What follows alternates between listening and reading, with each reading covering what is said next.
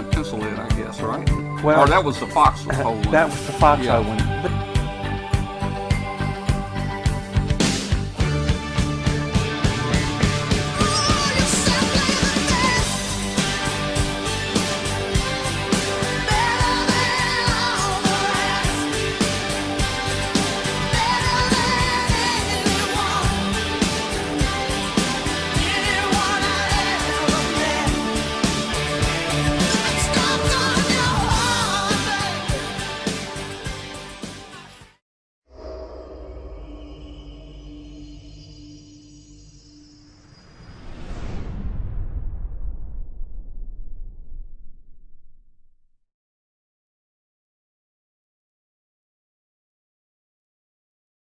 This Amateur Radio Roundtable is brought to you in part by ICOM America.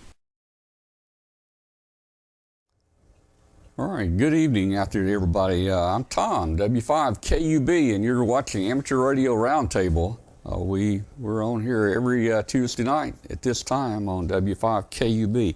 Hey, for listening out there on shortwave, international shortwave on 5130 kilohertz, send us an email to tom@W5KUB. Let us know where you are, what country you're in, where you are, and how you're hearing the show, and send us an email.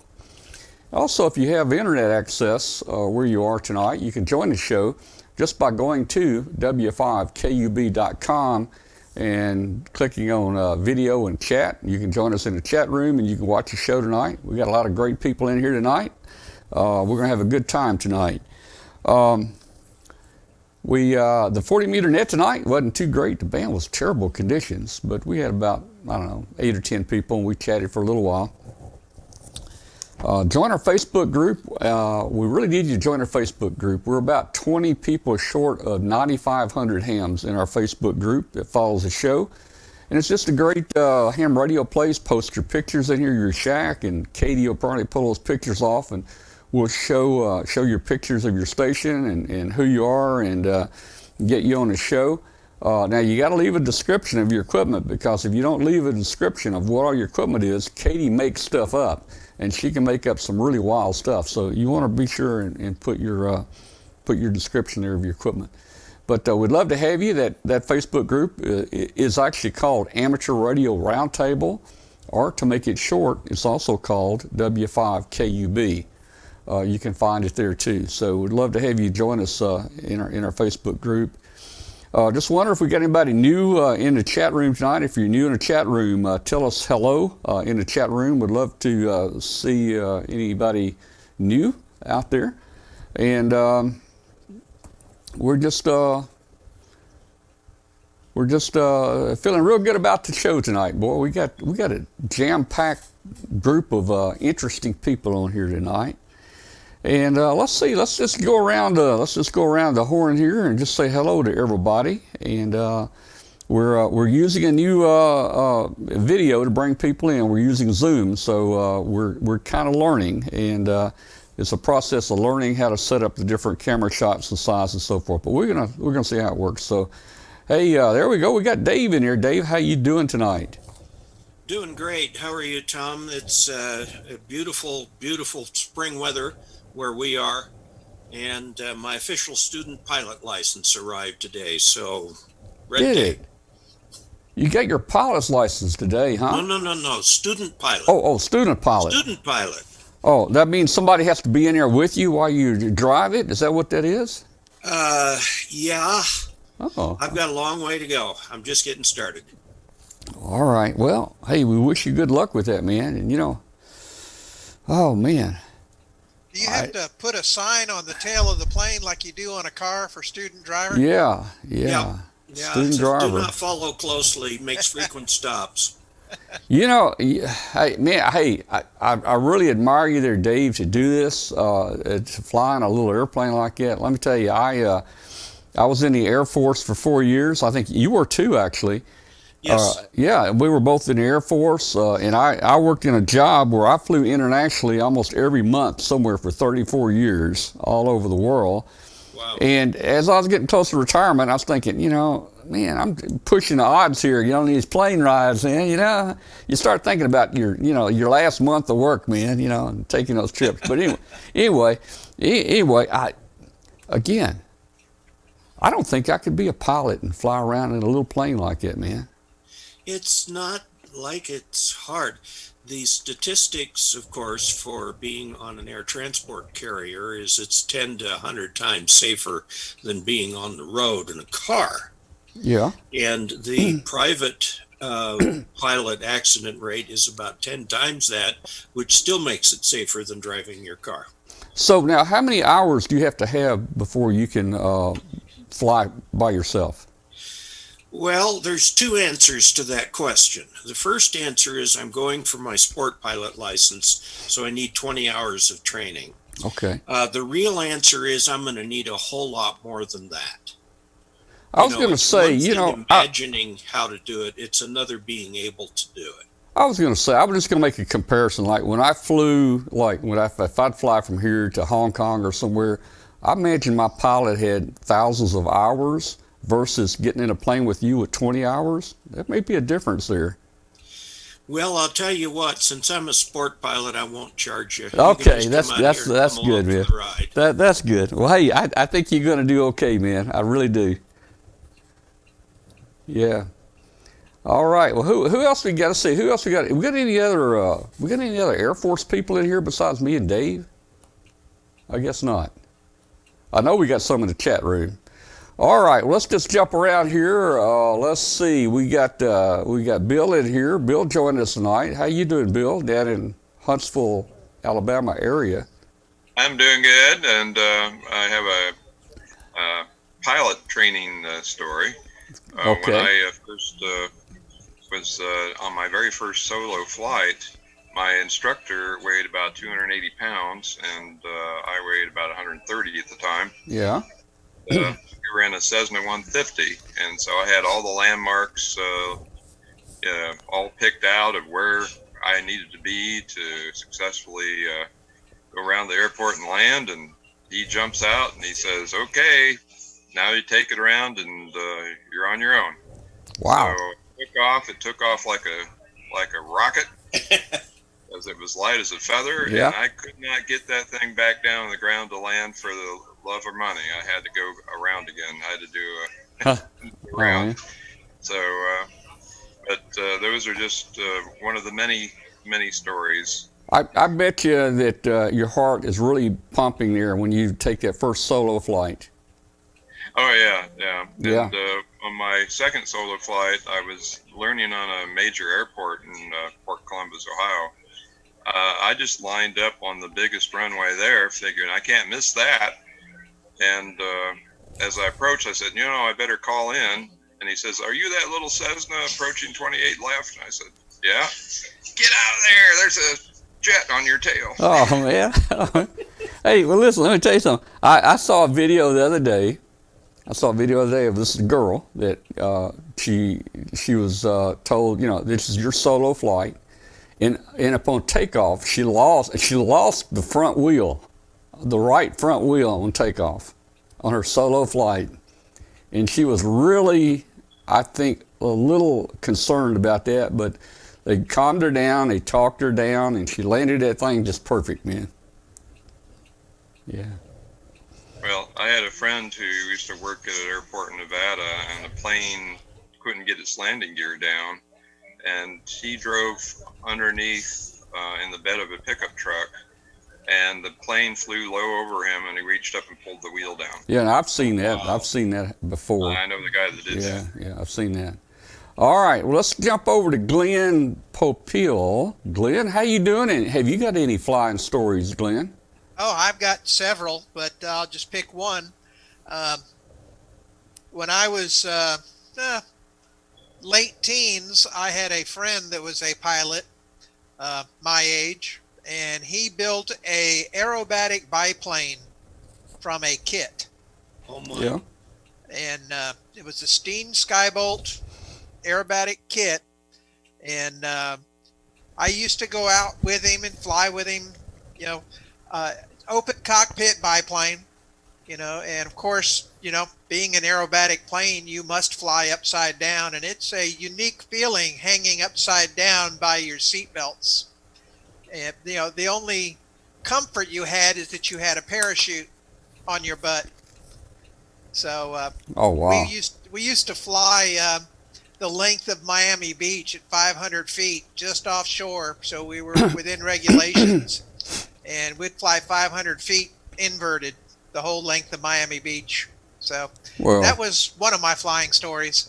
man, the biplane, that reminds me, I've got a ham friend, Bill, that grew up in my hometown, and we were in a little farming town, and farmers out in the country, some of them even had their own little airplanes and stuff. They'd have their own little dirt strip and stuff like that.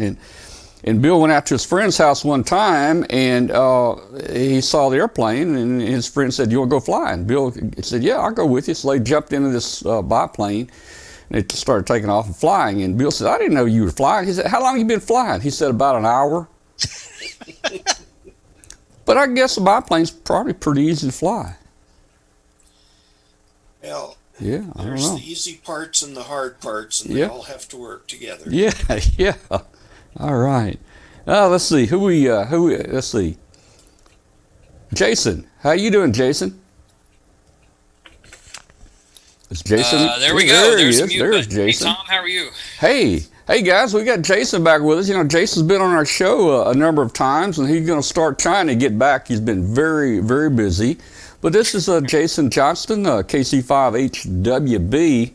And before we get into your story tonight about what we want to talk about, tell us, have you jumped out of any perfectly good planes or anything? No, no, I don't have any stories. I was not in the Air Force.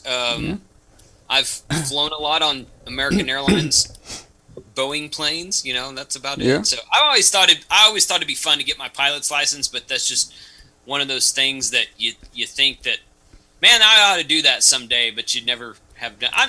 Someday I might do it. I would love it. I think you can afford more radios if you don't get it. that's true. Yeah. That's a good way to look at it. Yeah. Well, hey, while you're here,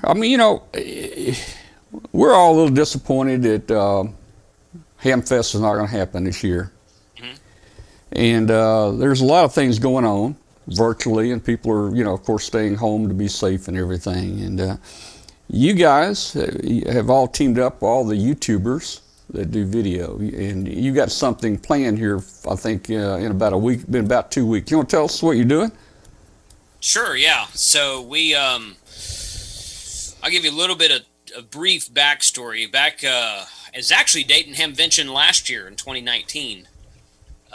Several of us got together, and Dave was there at the craft beer brewery where we all met up. There was 8 or 10 of us there that we just all kind of, I think Josh from Ham Radio Cash Course planned something, and several of us showed up, and several of us kind of were invited, and several of us just kind of showed up. So anyway, we all got together and had a really good time. And after that, we kind of started to get in the idea, and it was my idea, but the idea I had was very small compared to what it has become. So I'm not like some big visionary or something like that. I just said, hey guys, y'all want to get together on a YouTube and do a collaboration one day? And we did that, and everyone loved it, and it's really exploded since then. And so we get together. Me and 8 or 9 or 10 other guys get together about once a month, and not everyone is there every time, but we'll get together about once a month and record a topic discussion video about something. We've discussed ARRL 2 or 3 times, HF contesting, our favorite HT, our favorite mobile radio, that kind of thing. And we were actually planning on going back to Hamvention this year and hanging out again and doing some stuff together, maybe doing a live stream on Saturday on one of our channels. We hadn't really decided on any of that yet, but when all that got canceled, we thought, well, why don't we try to do some sort of Hamfest live stream that just basically brings on a lot of the different guest vendors that would have been in Ohio this weekend if that weekend if Hamvention wasn't canceled, And through a random series of events, Tim Duffy, K3LR, I had him on my channel a couple weeks ago. He does Contest University on the Thursday before Hamvention every year. He's doing Contest University this year on Thursday via Zoom, and it's free. So if you go to contestuniversity.com and register, you can register, and he'll send you the link to Zoom. And I'm registered. I'm going to attend myself, and so he's doing that, and that I'm looking really forward to that. And then on Saturday, May 16th, the Dayton Amateur Radio Club Dayton Amateur Radio Club is doing a Hamvention QSO party. Since we can't all be in Hamvention, they're going to put together a QSO party, and that's going to be fun. I'm going to try to participate in that myself as well. And there's a few other independent channels that are doing stuff kind of here and there. So the group of us got together and we thought, well, why don't we do something? We ended up moving it from the 6th. We were going to try to do it on the 16th, the same day that Hamvention would have been. But we ended up moving ours till a week later on Saturday, May 23rd, which is actually the weekend of Memorial Day. And we think that might actually work out better for us in the long run because more people will probably, a lot of people are still sheltered in place right now. A lot of people might be off work that weekend who might normally have to work on Saturday, et cetera, et cetera. So we're going to start at 8 a.m. Eastern time, Saturday morning, the May 23rd, and we're going to go from one guy's channel to the next, and each YouTuber who's participating, and not all of our group is participating, just a few of us who wanted to live stream. We're going to start a live stream at 8 a.m., and one guy's going to go for an hour, and then we're going to hand it off to the next guy, and he's going to go for an hour, and then hand it off to the next guy. Have a live stream chat going the whole time. And we've invited a lot of guests. I'm going to have Flex Radio come onto my stream and talk for 20 minutes or so. I've got the guys from the Arden Mesh Networking group coming on to talk. I think I might have Mike from Hem Radio Deluxe coming on. He lives in Australia now, so time zones are kind of weird for him. But we've got Ray Novak, who has been interviewed from ICOM. We've got some guys from the Youth on the Air Yoda group. We got some ARRL stuff. We've got 2 or 3 antenna companies. BioWinnow Batteries is going to be on. Callum from DX Commander is going to be on talking about his antenna, and there's going to be kind of just stuff like that where a lot of people are going to come on and talk about a certain subject for 20 to 30 minutes and then move on, and we're just kind of keep going down the road the whole day like that. So it'll all be on we're working on the schedule. We've pretty much got the schedule down, but it's not finalized yet. If you go to youtubershamfest.com, it's a domain we registered. You can kind of see what the schedule is going to be. That we're going to try to have that finalized by this weekend, which will give people like a week to look at it and figure out what the dates will be on May 23rd. But we're looking forward to it. It's going to be a really fun show, I think, and a lot of really good names that people have heard of will be there. We're going to have 6 or 8 of us YouTube guys are going to be streaming, and we're going to hand it off between channels all day so that people don't have to watch my channel at the same time they're watching Bob's channel or Josh's channel or somebody else like that. We're going to just keep the stream kind of rolling, and at the end of my stream I'll be like, okay guys, here's what we're going to do. We're going to go over to this URL, click here, open this tab. I'm going to shut this one down. Steve's going to take over this point, and he's going to talk to this person and this person. I'll see you there, and I'll close my stream and move on to the next one. So now, will it be a different URL for each different? Yes. Yeah. Yes, it'll be a different URL, and we'll have those URLs also posted on the schedule. We're going to pre-plan URLs, pre-plan live streams on YouTube, and so all those URLs will be listed on YouTubersHamfest.com, along with whose channel they're going to be on and what the guest speakers will be on each channel, and the dates and times as well. We're probably going to spill over into Sunday morning and do a few hours Sunday morning, and go that route. So, as far as I know, nothing like this has ever been attempted before. We're kind of scared because it's quite an undertaking, but we're also very excited about it. It's gonna be a fun time, I think. And we've talked about, all of us have been like, okay, let's see how this goes. But I think the majority of us want to try to do it again, not in May, probably some other time of year, maybe in the winter when there's not much Hamfest going on around the country very much. So we're going to see how the first weekend goes and then decide after that. But we might try to make this like an annual thing, and try to invite even more YouTube guys and more guest speakers on next time, and maybe make it a full 2 days instead of a day and a morning. So, but we're looking forward to it. It's going to be really fun, and we're going to have a lot of cool stuff on there. And I think that people who join in the chat and get to talk directly to people that morning will enjoy it. It sounds like a great idea. Yeah, it does. And I know it takes a lot of work to you to put this on and coordinate all this. It's massive, man. All right. Well, let's see if there's any questions. I don't know if there's any questions in the chat room. I've been trying to watch it here for a second, but it sounds good, man. And we'll try to tune in ourselves and watch some of that. And so that's going to be the week after Hamvention. Correct. Yeah. Saturday, May 23rd. Okay. And Sunday, May 24th. Probably just for like 2 or 3, maybe 4 hours Sunday. It won't be an all-day thing on Sunday. At the end of the day on Saturday, May 23rd, we're gonna all the YouTubers are gonna come onto my channel. We're gonna start a Zoom, and we're gonna do kind of like what you're doing right now, Tom. We're gonna get everybody on there to talk about how the day went, what we learned, what we might improve on next time, and we're gonna have a happy. We're gonna call it the Hamvention Happy Hour. Well, that'd be cool. Hamfest. Yeah. It's not Hamvention. The Hamfest Happy Hour. Yeah, Hamfest. Because yeah. So we're gonna do that, and then we're gonna have a few sessions on Sunday morning, and I think we're gonna have a closeout session on Josh's channel at the end of that day.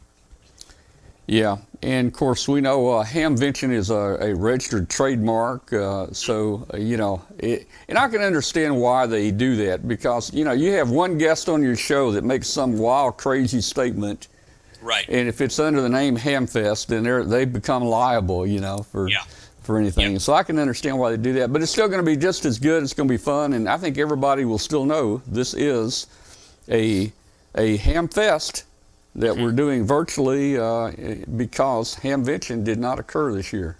Correct. Yeah. Yeah. Yep. That's the goal. It came out the idea for it came out of the cancellation of Hamvention, because like I said, we were all going to be in Hamvention. Yeah. A lot of us met there last year, and we had a really good time, and we were looking forward to meeting all face to face again this year. But this kind of got born out of the idea. This idea was born from Hamvention's cancellation, and it's kind of taken on a life of its own. So now we're talking about trying to do something completely outside of Hamvention. We all plan to go to Hamvention in 2021.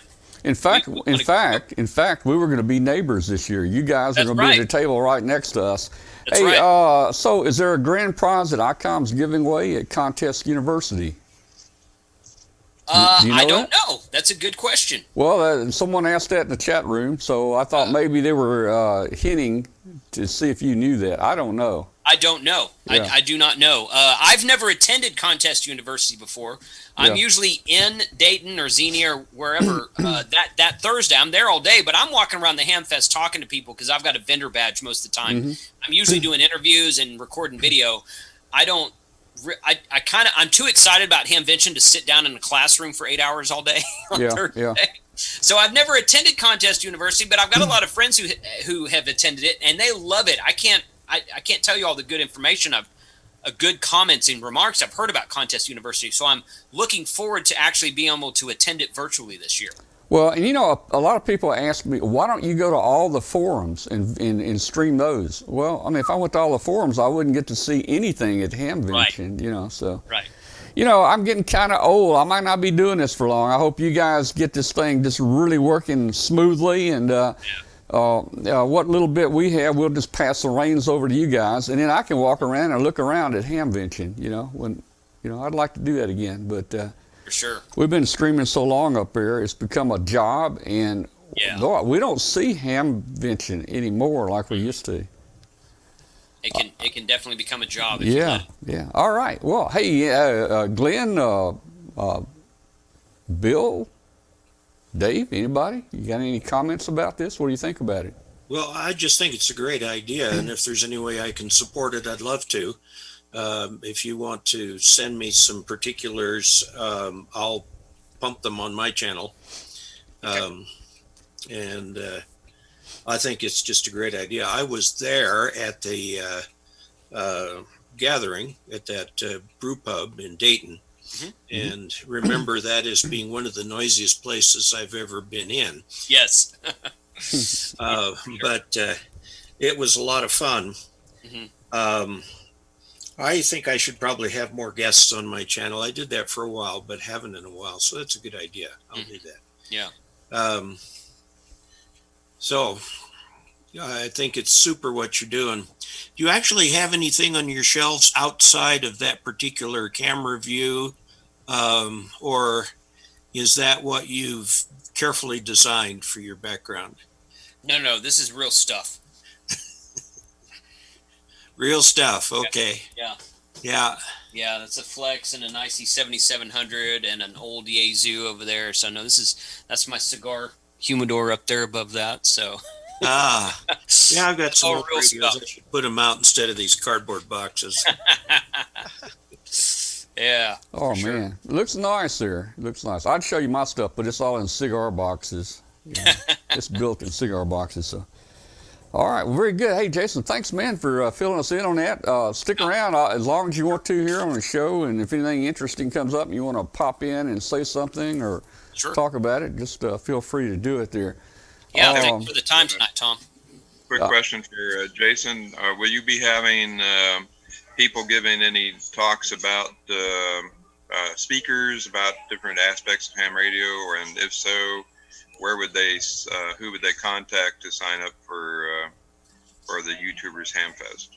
I think that at this point in time, I think we're pretty much booked. There's going to be a couple of speakers come on, yes. I know that Kyle, AA0Z, is going to be talking to 2 or 3 guys about specifically about the topic of remote HF operation. If I can get that out of my mouth, remote HF operation.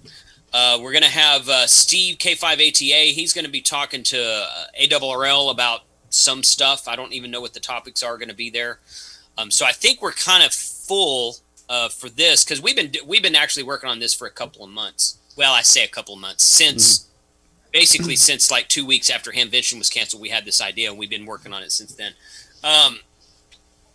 What we would like to see happen, and we're gonna see how this weekend goes and then make a decision after that. What we would like to see happen is people see what we're doing and how we're doing it and get it interested and excited in it and want to join us for next time, so we can try to fill up something for next time whenever we do it.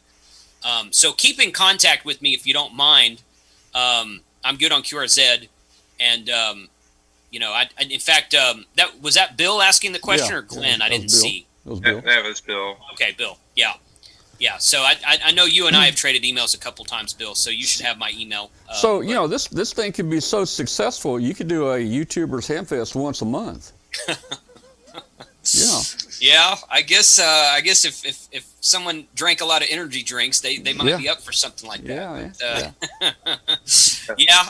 But I think we all really want to do it again. It's just kind of we're kind of trying not to chomp at the bit too much. We're going to see how the first time goes, and then after that, we're gonna get some probably make some plans for next time. So All right. Shoot me an email, Bill. Love to talk to you about it. All right. Well, hey guys, everybody stand by a second, and we'll be back here in 1 minute here. And its optional multifunction backpack.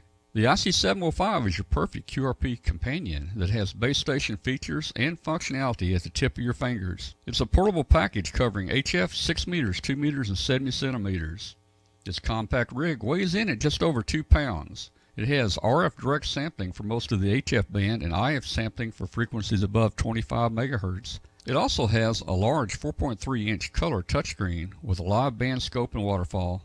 Other features include 5 watts with the BP272, 10 watts with 13.8 volts DC. It also has sideband CW AM FM as well as full D-Star functionality. It has a micro USB connector and Bluetooth capability, integrated GPS with antenna and a GPS logger. It has a micro SD card slot. The speaker microphone comes standard, and it supports QRP operations. The perfect accessory for the IC705 is the optional backpack, the LC192, with a special compartment for your IC705, and it has room for accessories for soda, activations, or just a day in the park. Visit www.icomamerica.com/amateur for more information on ICOM radios. LDG Electronics provides state-of-the-art antenna tuners for every amateur need. From QRP to QRO, fixed stations, portable and remote, an LDG tuner will match your radio to your antenna using our lightning-fast, proprietary tuning algorithms. LDG is a family-owned and operated company dedicated to bringing innovative, quality products to the amateur market. All LDG products carry a full 2-year warranty that is fully transferable. Support is only a phone call or email away. We're always here to help you. Visit us on the web at ldgelectronics.com. All right, we're back. Okay, well, very good there. Let me turn the echo off. I know people don't like that. All right, so, hey, I was just going to mention, I talked with Riley Hollingsworth tonight. You guys know Riley has been on our show a number of times, kind of part of our team, and Riley is the retired special counsel to the FCC, and has done a lot of work with the FCC and is still involved with them. And in fact, Riley now is head of the ARL Volunteer Monitoring Program, which replaced the, I guess what, the Official Observer, I think. Yes. Replaced the Official Observer program. So Riley's going to come on next week. He'll be on our show next week on the 19th, and he'll be giving you an update on how the Volunteer Examiner program is working and how smoothly it's running. And, you know, maybe it's going to be effective now. I think it's going to work out pretty good. So anyway, that's next week. Riley will be back with us. All right. Hey, Glenn, no Hamvention, so you're not going to be signing any books up there this next week. What are you going to do, man? Oh, I'm making new books for people to want signed. Making new books? Yeah. My next book, Arduino 3, The Search for New Projects, is due to be turned into ARRL the 1st of November. But for a second, I'd like to fall back a little bit and follow up on some of the Jason and the remote Hamfest concepts. Seems like everybody is moving into this arena, basically because we all need our Hamfest fixes.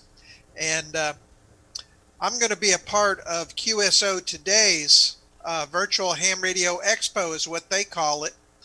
And they are trying to duplicate, and I'll just give it verbatim here, a virtual reality platform that creates the user experience of visiting a real convention center with an exhibit hall, speaker auditorium, sponsor, and special interest lounge. And that's scheduled for August 8th and 9th. And they're lining up speakers and everything for that right now. It's going to run 8 hours Saturday and Sunday.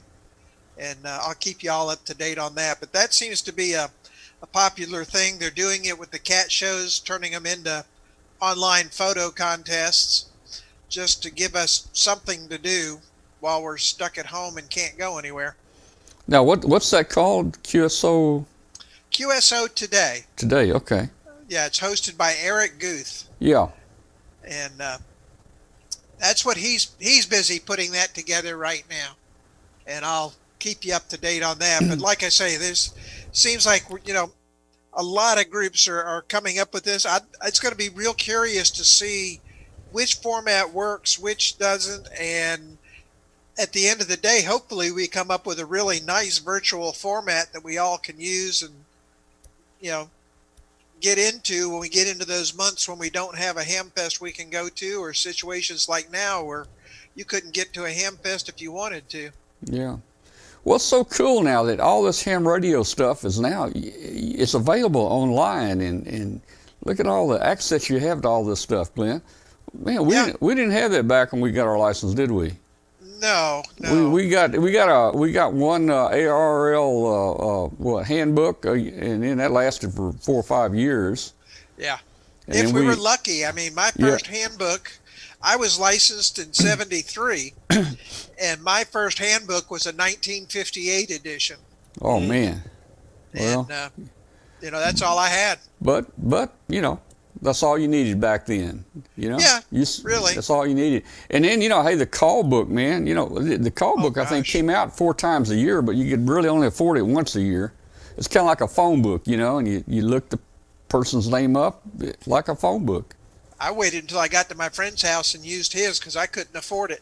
Yeah, or find a friend that bought a new one. He gives you the old one, right? Yeah, Yeah, pretty much. Yeah. yeah. And that's where I got all my parts is, some guy cleaned out his garage and gave me boxes of hand-me-down parts from stuff he'd stripped out and been given. And I ended up having about 10, 12 boxes of just various parts laying around.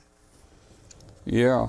Well, I was just looking a minute ago when we were setting up here. Bill has a picture of him 16 years old in his station. Bill, why don't you stick that up there again? Let everybody see it. Yeah, let me do that. By the way, while I'm setting that up,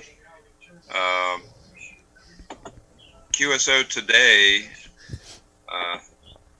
there you go. Now I'm showing up.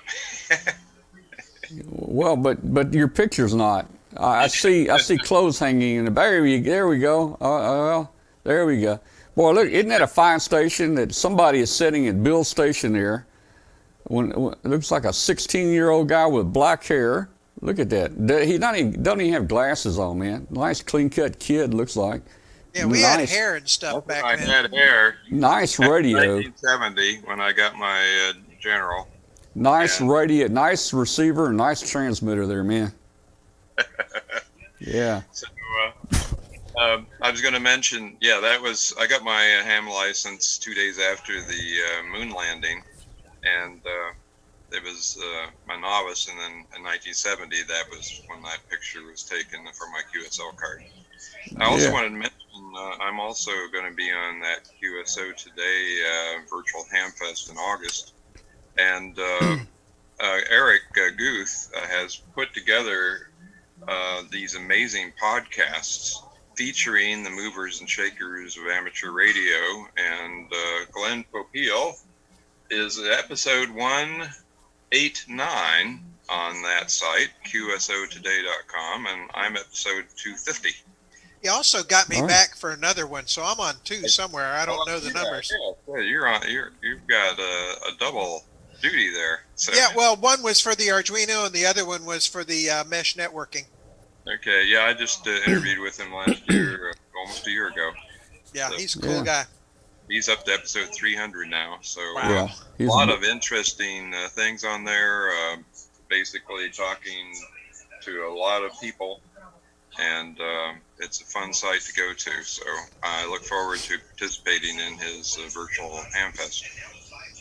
Yeah, I think it's going to be interesting. Like I say, it's interesting to see all these various groups putting together some form of a ham fest or a community interaction event, and it's neat to see all the various approaches everyone's taking. Oh, absolutely. All right, hey guys, I want to let's see. As the time flies here, let's move on to something else here. I had on the agenda tonight. We launched W5KUB-18 yesterday. This is our 9th attempt, I think, to circle the Earth. And I think we're going to make it. I feel really good about this because about 1 out of 10 make it around the Earth, and we're on number 9. So I'm really starting to feel like really good about this, I know if we don't make it on this one, we can make it on number 10, right? So anyway, hey, I got a quick little video. It's a little 1.5-minute video. I'll show you the launch. And Bill's my mentor here, and I've always wondered why you don't launch that SBS-13 balloon with just a little bit of wind, And he always said, man, you can't launch it in the wind. And I'll tell you, if the wind's blowing 2 miles an hour, it feels like you're in a hurricane with it. We launched this one yesterday morning. The wind was 0 when we walked out there, and then it picked up to about 1 mile an hour after we were out there. It was starting to get up about 9 o'clock in the morning or 8:30, and the wind was starting to pick up. And yeah, we didn't have a whole lot of trouble, but the thing is, you never know where that balloon's going to go. Is it going to turn, and is it going to dive into the ground? And when you're in a field, you got those little stubby plants, you know, where the farmers cut them. You don't want that $200 balloon that's only 1 mil thick. You don't want it landing on all those stubby things on the ground, you know. So anyway, here's a little quick video of our launch yesterday, and we'll talk a little about this with Bill. So here we go. 5 KB-18, 9th attempt to go around the world. All right. Uh-oh.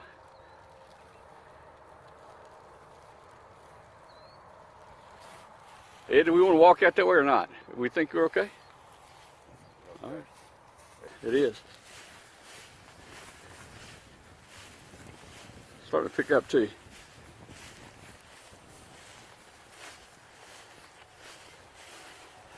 All right, the wind has changed though, and it's actually starting to pick up a little bit. It was about 0, now it's probably 1 or 2 miles an hour. This balloon is really difficult to launch. I think we got it. Get down strength from it.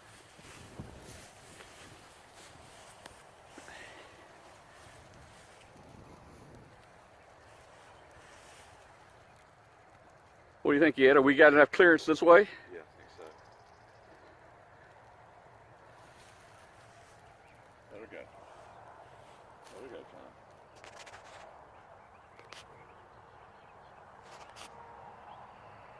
Our lift is not doing as well as I thought. I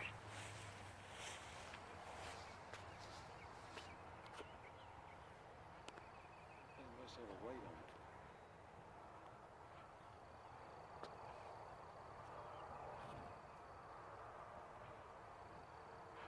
Well, I think we have a safe launch.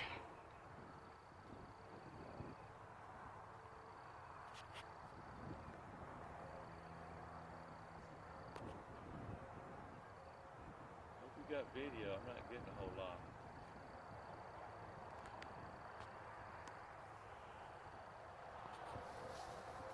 Video's not that good.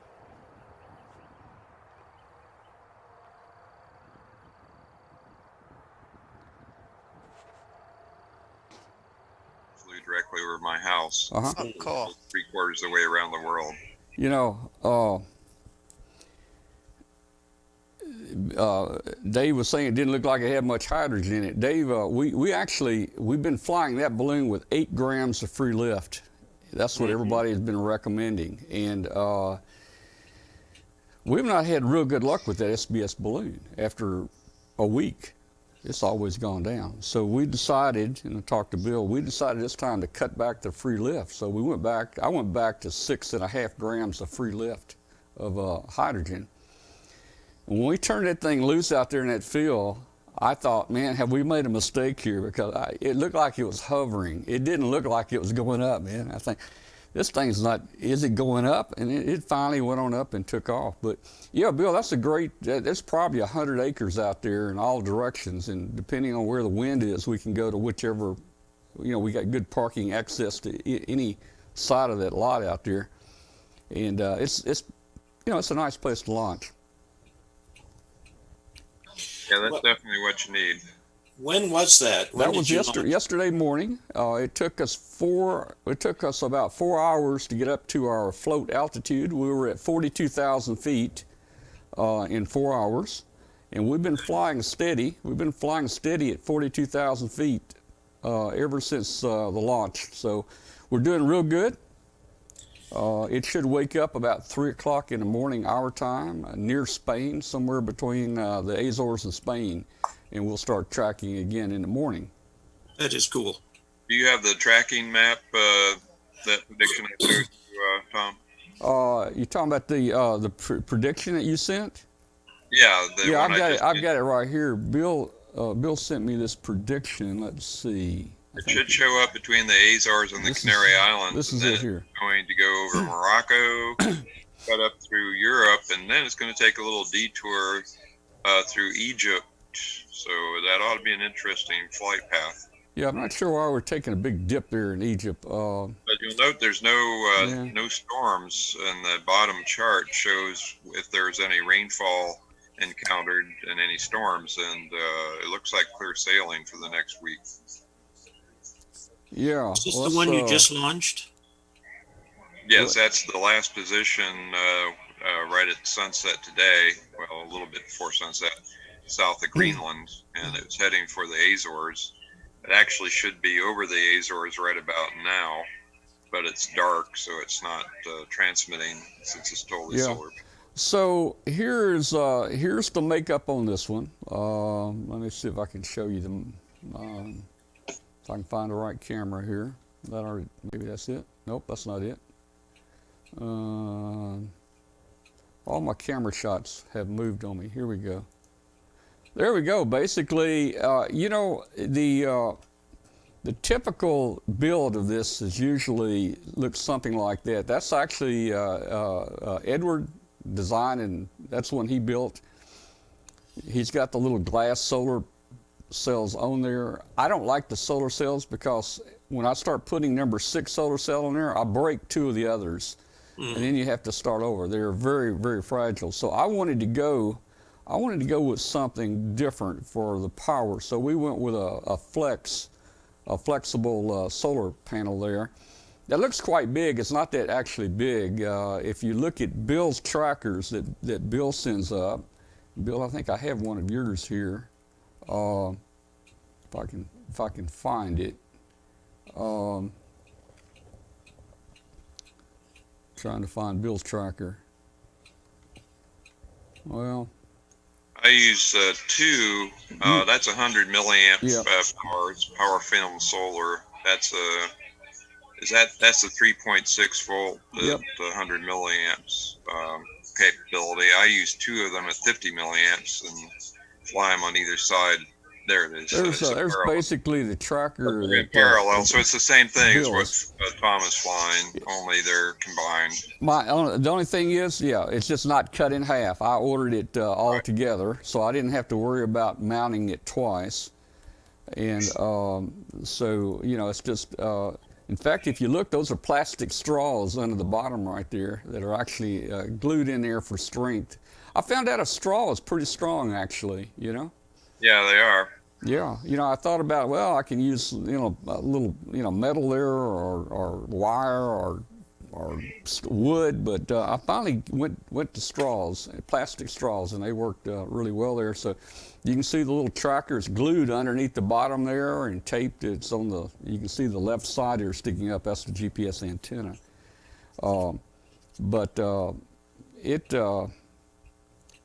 It's generating more voltage. It's generating almost 5 volts instead of the 3 of the other little glass cells. So we had to put a regulator on there, and we'll see how that goes.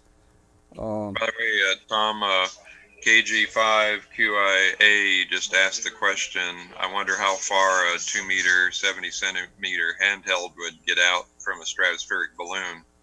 At 100,000 feet, the radio range is about 400 plus miles, 420 miles or so.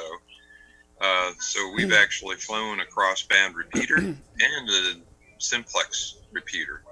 So the Yep. crossband go in at 2 meters, come out on 70 centimeters. There's some handhelds that you can set up to do that on a single handheld, or you can get 2 of the more inexpensive ones and fly them with a little audio interface circuit.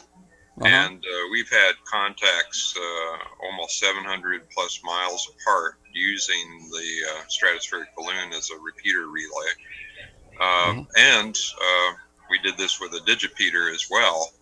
And so we flew one years ago, and we had 12 states covered with a digipeater in the stratosphere. The simplex repeater is really fun because that takes just one handheld, and Yep. there's Argent data. He sells a little simplex repeater module. I've got one of those here. And Yeah. that is great. It's 20-second record time. You can actually vary the record time, but I found that 20 Yeah. seconds seems to work the best. Pays to have a net control at the launch site. And so you just speak for 20 seconds. Wait until you get a reply, and you'd be surprised how well people adapt to the simplex repeater. And it's a very simple way of putting a communication platform up. We did that during field day one year. The contacts didn't count, but we had several field day sites talk to each other through my balloon over Huntsville, Alabama, and they were in Ohio, Indiana, Kentucky, Georgia, Mississippi, all over the place. So we had a Yeah. ball with that. So Bill, a lot of people don't realize how steady the altitude is of these balloons. And look at this graph right here. You can see launch day right there. It went right up to 42,000. And look at that. It stayed just almost exactly within maybe 100 feet of 42,000 ever since launch. Yeah, it varies a little bit as you go into different atmospheric pressures, highs and lows. That's the only variance that you're seeing right now is the different pressures that you're encountering as you're going into different weather systems. So, but it works. It's called a super pressure balloon, so it maintains a positive pressure and floats at a certain density altitude for the duration until it loses gas at night. If it doesn't have enough, it'll come down at night.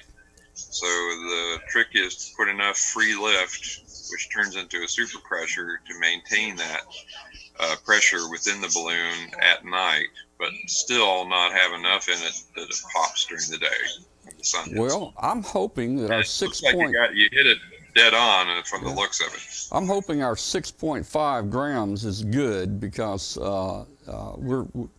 we took off slow, but I think we're slow and steady, you know. And you're Slow getting steady. a reception report on Whisper from both sides of the big pond. Yeah. A lot of European stations heard you today on 20 meters, and a lot of U.S. stations. So we're running a telemetry mode that I actually use on my Sky Trackers program. I sent Tom the modified program to use my Whisper telemetry format. There's a call sign transmission, and then followed by one that begins with a Q, which is an invalid call sign. No one else is going to have that. And you embed the telemetry in the call sign in the power field. So, and it gives you, this one's got number of satellites tracked, battery voltage, and the altitude. And of course the latitude and longitude to a six-digit grid square, which is about a 2 by 3 mile area. Mm-hmm. I'm gonna go ahead and open the phone lines in case people want to talk about anything. We'll talk about anything ham radio related that you want to. So let me. I have an airplane story, by the way. Yeah. Oh, good. Yeah, And let's then I have share a the question airplane for Glenn. story. Phone lines. One of my second balloons was in the Mojave Desert, and we had a chase plane and a chase helicopter. The helicopter was flown by W6ORG, who actually purchased the Magnum PI's helicopter. And so we had the chase plane was flying around, and we had an ATV transmitter with a live camera in the payload up into the stratosphere. But when it popped, the antenna tore off. And so there was no TV signal from it after burst, and it was parachuting back to Earth. But the chase pilot had a TV receiver, an ATV receiver in the plane, and a little outside antenna attached to his wing strut. And so all of a sudden he says, "Hey, I see the image from the balloon. I see houses and a lake. Hey, those are the same houses in the lake that we're flying over. I see an airplane wing." And he goes, "What?" And it went right by the airplane and missed it. Oh man. Oh, wow. So then it landed in a sand dune miles from any road. And so they circled the location, and the helicopter swooped in and landed and picked it up. Good deal. Good deal. Yeah, Yeah, a big well- project I've been working on trying to make work is my station clock. It's by QRP Labs. It uses that 8T whatever it is mega, and firmware needs to be updated. And being that I'm a typical ham when it comes to buying things, I don't want to spend the $6 plus $6 postage to get a new chip with the updated firmware. So I've got the updated firmware. I just got to figure out how to get it into the chip. So I used an Arduino along with a couple other things, and it doesn't work. So I'm just wondering if there's a way that I can update the firmware in that chip.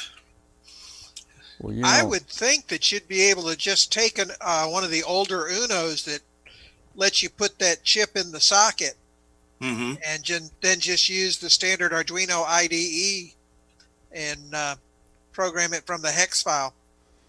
well, you know, Dave. I don't know if Because have you loaded any Arduino projects? Have you loaded the sketches on any of them before? I worked up one little sketch myself where I was able to make a light blink. Yeah, let me tell you. I You know, felt I've done a as few. though I had just graduated into a new world. I've done a few myself, and my problem is, see, we've got Mr.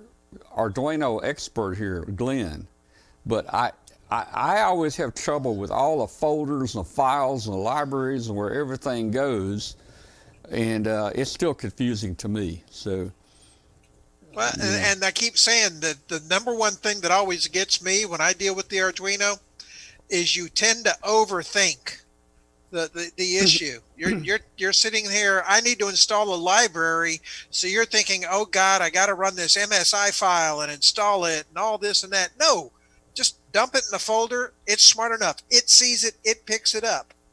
And a lot of the issues I have when I'm developing a project are the very same. I'm overthinking the issue when I'm like, wait a minute, fall back, regroup, and it's, very simple. you know, Well, and one Glenn, of the things suggestion. that Glenn taught me was read the error codes. I used to just avoid them because, well, for one thing, they're really small print down there, and they got it red with a black background. I almost can't even see it when I get close. But I have found, especially in loading some of these trackers that I'm flying here, the error codes are very helpful. It tells me, hey, I'm not communicating with the board. Check the connectors, or things like that, And so the error codes do help you, actually. Somebody especially really a beginner like me on that. Well, Glenn, I'll do what you suggest and take a look at how to just flash the chip that's on the Arduino.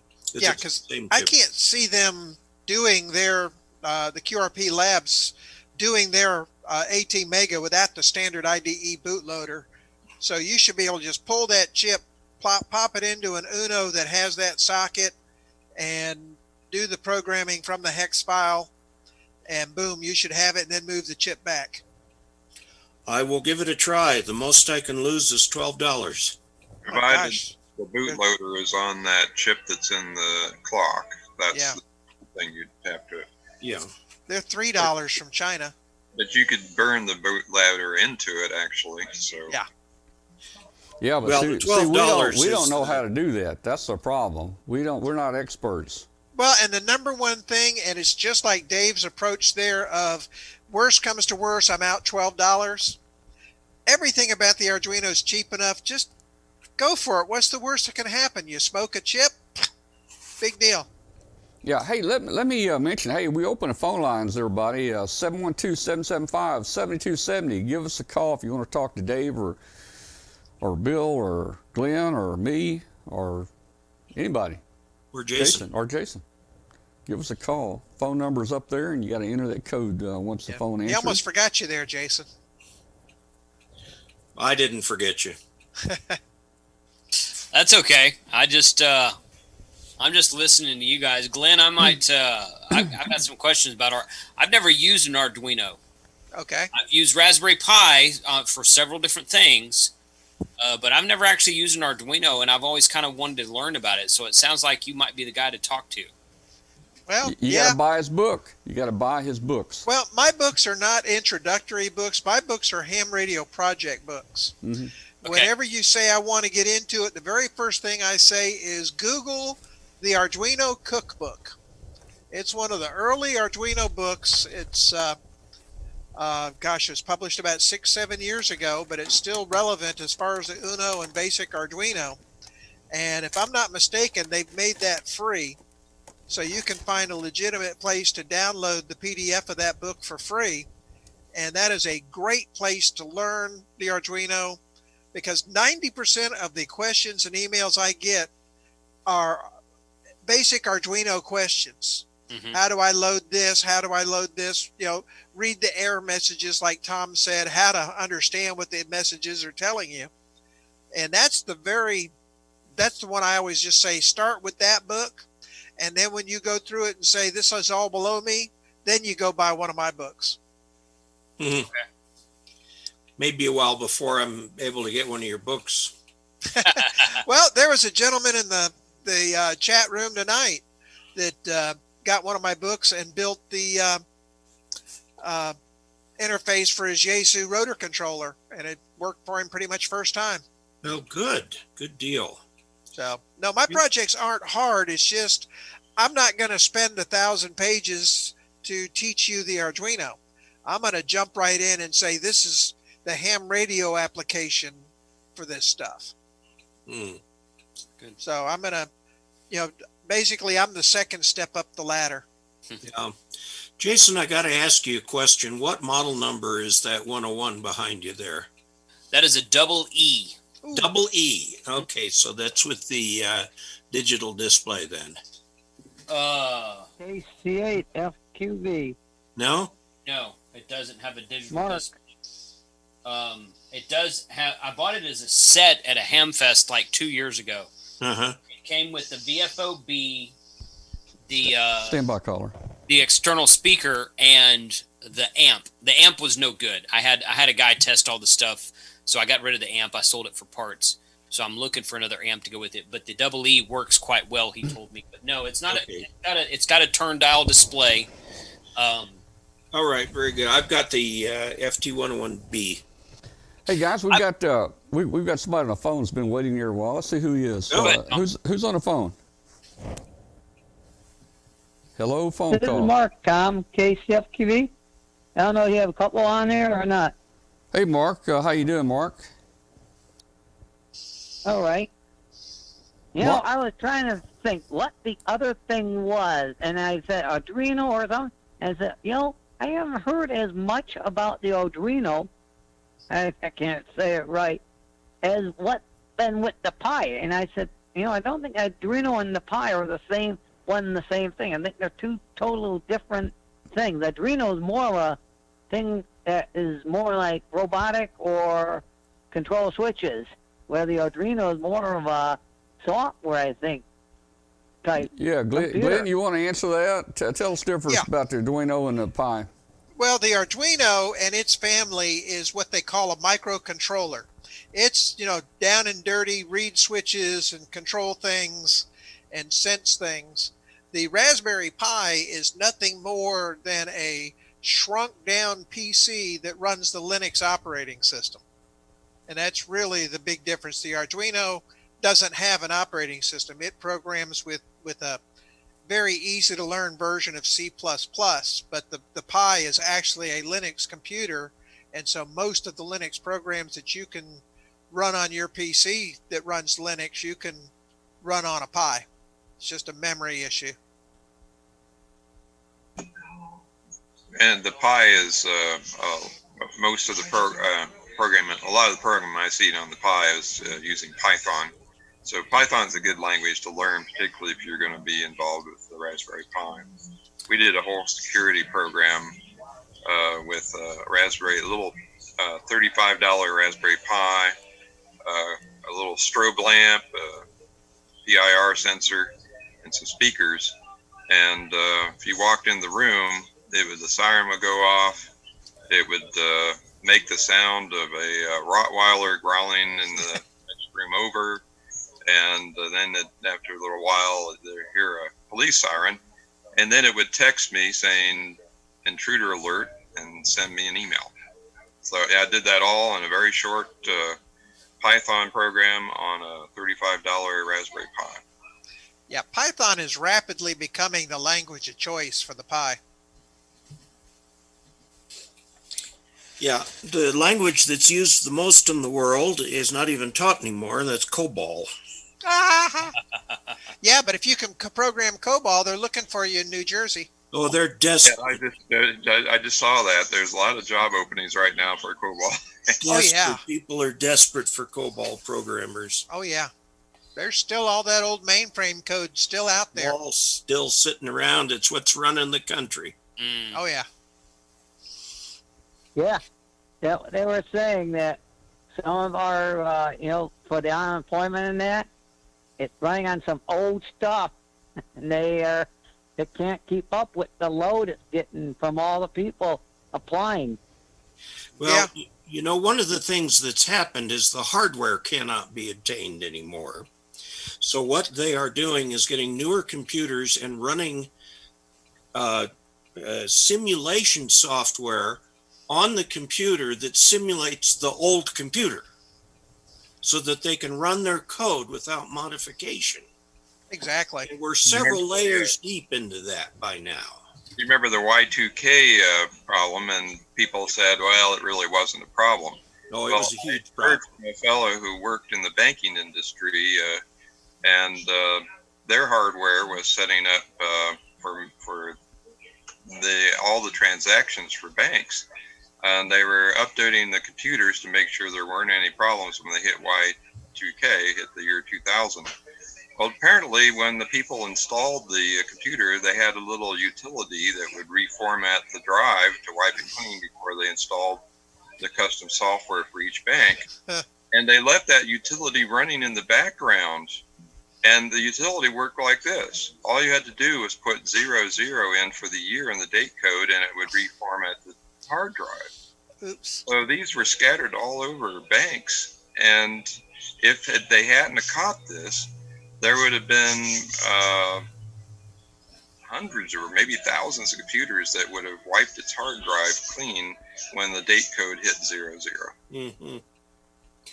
Well, back then when memory was extremely precious and people would rewrite code and rewrite it to take 10 bytes off of it, Oh, yeah. they had to resort to all these little tricks. And I worked on when I was at Northrop, worked on a program to develop the stellar inertial nav system for the B-2. And they had a predecessor unit and that went into the U-2, not U-2, yeah, the U-2 too. They went into other stuff too. But every byte was taken in memory. So if they wanted a new feature, the Air Force had to tell them which old feature they could do without. And that's how they managed that code. And I mean, we're talking 20K bytes max. And, there's no room in there for high level languages. Everything was assembler. Yeah. Well, I'll see that and I'll raise you one.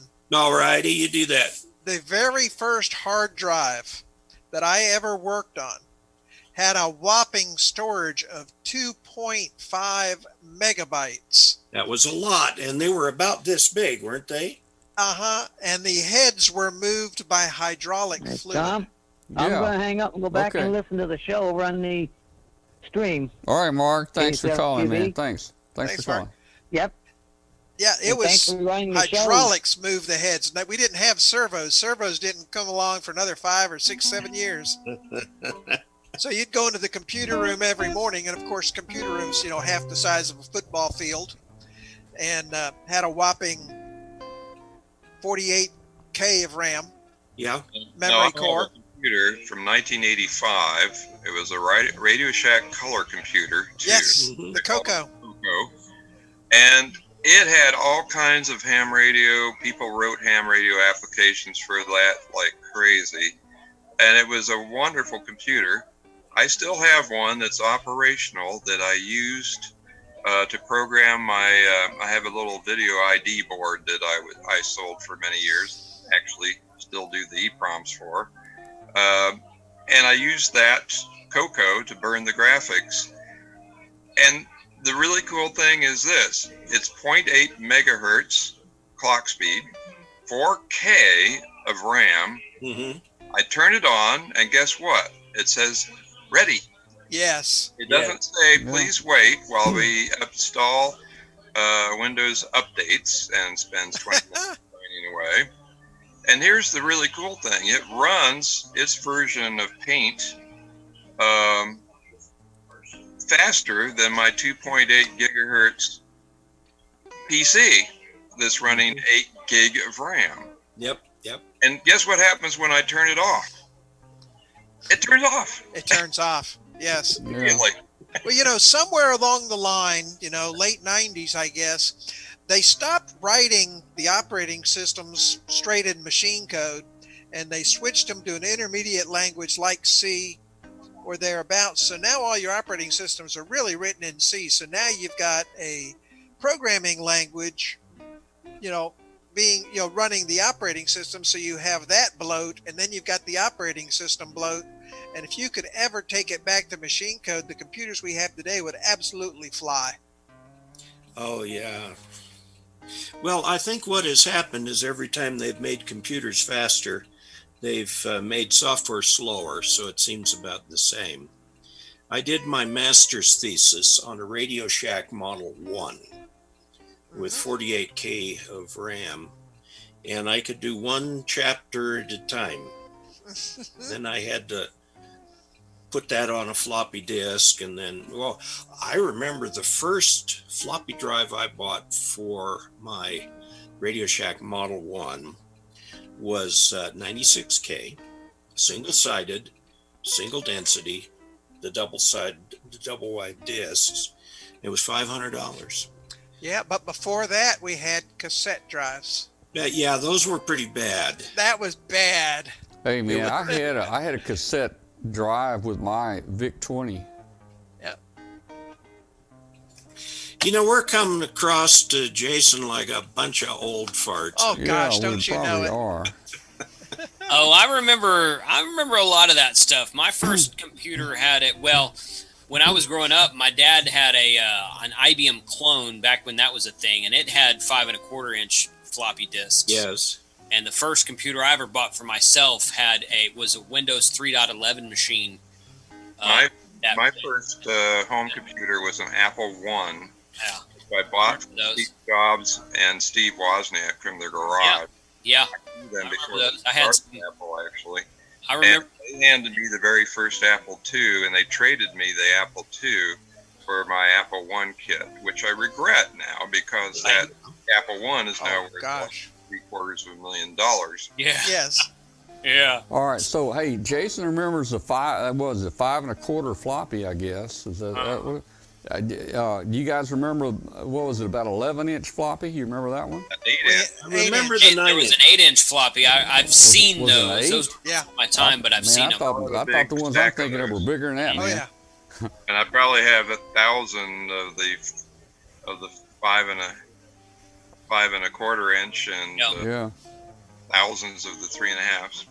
I've got a Well, box. hey, think of it like this, guys. All of the kids listening to us right now. So basically, people that are 30 or younger. Okay, let's just think of Yeah. it this way: all of the people 30 or younger listening to us right now. When you all get to be the age of the people here, Yeah. well, I won't name any names. Yeah. People, Go for it.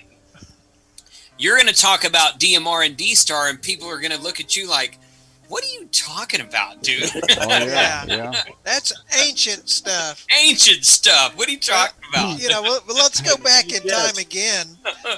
When I was in college, we entered our computer programs on punch cards. Mhm. And there's a little trick we did. You'd have a 1,000-line program, and each line of the program was one punch card. And we drew a Sharpie diagonally across the card. So if you tripped and fell and your cards went flying, you could somehow get them back in order with the Sharpie. And I did that. I tripped running to my time when it was assigned to put my program into the mainframe, because they only gave you a 5-minute window, and if you missed it, you had to wait till the next day. Yeah. And so I tripped. They went flying. I tried to put them back together before my window was over, but I messed up on a few. I had a wall. My dorm room used to be covered with punch cards at one point. That was my decoration. Well, here's one for you. I worked actually on the sister computer that we used to put man on the moon. Hmm. And it's a control data computer. This thing had a whopping 16K of core memory, core memory, Yeah, I was core back then. a 48-bit CPU, and every logic gate was a circuit board, a 3 by 3 inch square circuit board with discrete diodes and transistors and resistors on it. So when you had to troubleshoot the bad bit, you had racks and racks and racks of 3 by 3 inch cards and an oscilloscope trying to find the bad one. Nowadays, oh, my hard drive's bad, I'll just grab another one off the shelf and plug it in. I've seen those on display at the Space and Rocket Museum. Yeah. Really cool stuff. Oh, those were absolutely phenomenal when you stop and think of what they did and how they did it. And then move those discs with the hydraulic heads. I mean, Mondays were horrible because you go into the computer room and invariably over the weekend, one of the drives had a hydraulic leak. So there was always hydraulic fluid on the floor in the computer room. So, Well, they were Very, had it pretty easy with these Arduino development system and C++. oh man.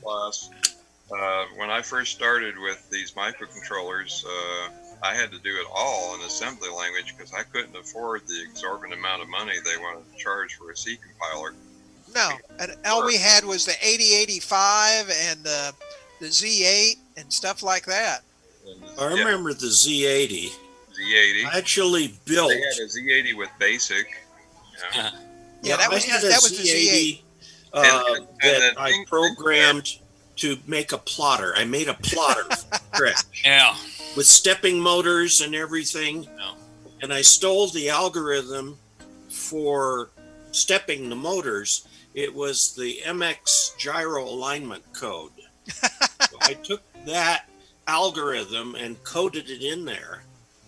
And the problem is the thing had so much slop as it moved around. I think I got one drawing out of it.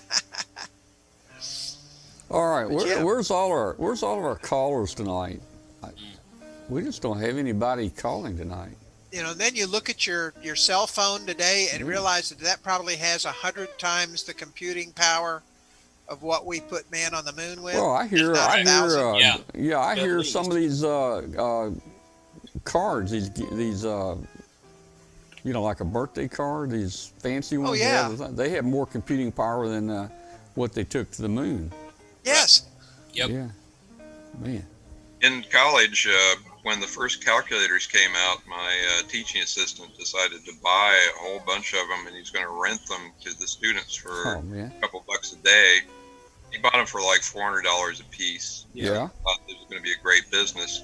He forgot about Moore's law, and so, which states basically that every 2 years the number of transistors on a microchip doubles and the price goes down in half.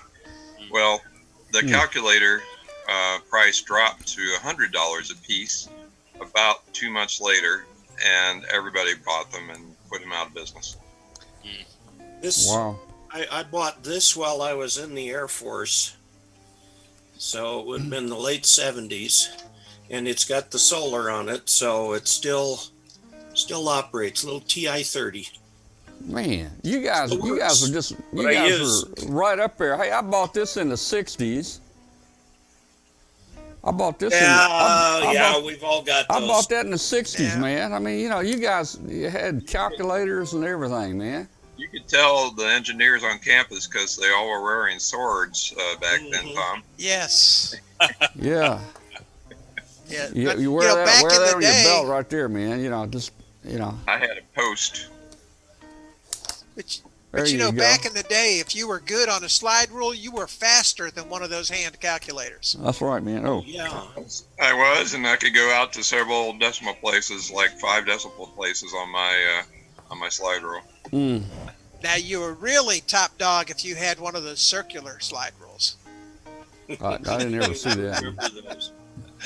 Man. Now, I never could figure that one out. I was a regular slide rule guy. I have a friend that bought one from the bookstore when slide rules started going away, and they were about to throw away the big display, the huge monster that was hanging from the ceiling, and he has it in his house. Oh, wow. All right, so the closest thing I got to a circular slide rule is this. You may have seen this. Radio Waves, you can download this off their site, and it's actually, I've got it on a CD with a bolt through it. And you glue one sheet on there, and then you print this other off and put a little bolt or something in the middle. And what this will do, you can turn this, and it will tell you the wavelength and the length of your wire for all your antennas. Oh, that's handy. Yeah, that's kind of cool. But I tell you what, the number one thing in calculators back in the day, you know, back when we had to walk to work uphill both directions, Right. was when they came out with the Texas Instrument Programmer calculator that would convert between hex, decimal, and octal. Oh, dear God, I was in hog heaven when that happened. Because I hated converting to hex and octal.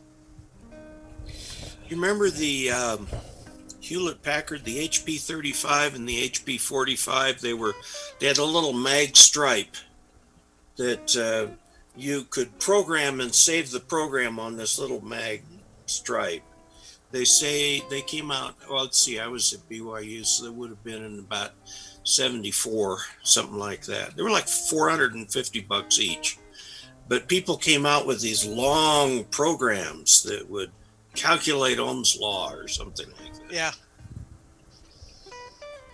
No, I could never get the hang of those HP calculators because they use that reverse Polish notation. Yes. And I could never think the way they wanted me to think. Yeah.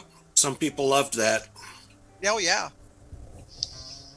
You know, the things we had to do back in the day, you know, you guys just don't know how easy, you know, now it's, I don't even think about it, you know, with the phone, you know, people, you know, I'm like, you know, take this phone number down or do this and take a note.